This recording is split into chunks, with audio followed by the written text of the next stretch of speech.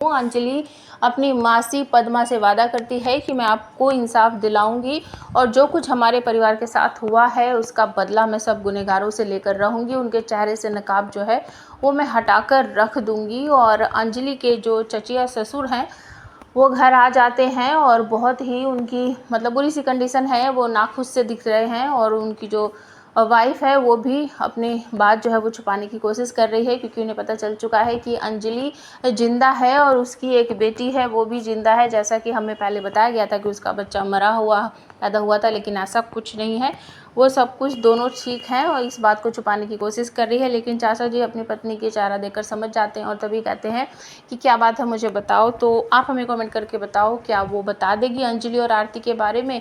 दूसरी तरफ घर में आपको देखने को मिलेगा कि जो सौम्या थी उसकी शादी हो गई है भजन सिंह से, और भजन सिंह से वो उसी के लहजे में बात करती है, क्योंकि उसे पता है कि ये सब कुछ जो हो रहा है कहीं ना कहीं ये भजन सिंह का ही हाथ है।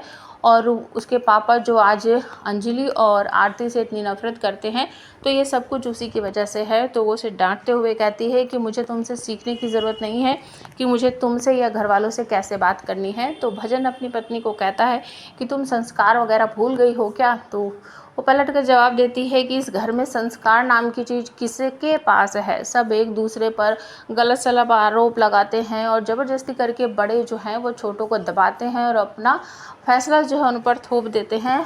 अमन भैया के साथ भी यही हुआ था और मेरे साथ भी। आरती पंकज पुरोहित के पास फ़ोन करती है और उससे मदद मांगती है। पंकज पुरोहित को बिल्कुल यकीन ही नहीं होता है कि ये वही लड़की है जो इतने बड़े क्राइम का पर्दाफाश करने की कोशिश कर रही थी, जिसने न्यूज़पेपर में स्टोरी छापी थी। और जब वो सब कुछ बताती है तो उसे समझ आता है कि ये अंजलि की ही बेटी है। तो वो कहता है कि तुम अग्निशिखा की बेटी हो, ऐसा तो हो ही नहीं सकता। मुझे तो सुनने में ये आया था कि वो बच्चा मरा हुआ पैदा हुआ था। कि नहीं सर, वो जिंदा है, मैं जिंदा हूँ और मुझे इन सब लोगों के खिलाफ बहुत सारे सबूत मिले हैं। और पंकज उनसे पूछता है कि तुम्हें ये सब नाम कैसे पता है और ये सारी जो तुमने मुझे अभी केस हिस्ट्री बताई है ये सब तुम्हें कहाँ से पता चली।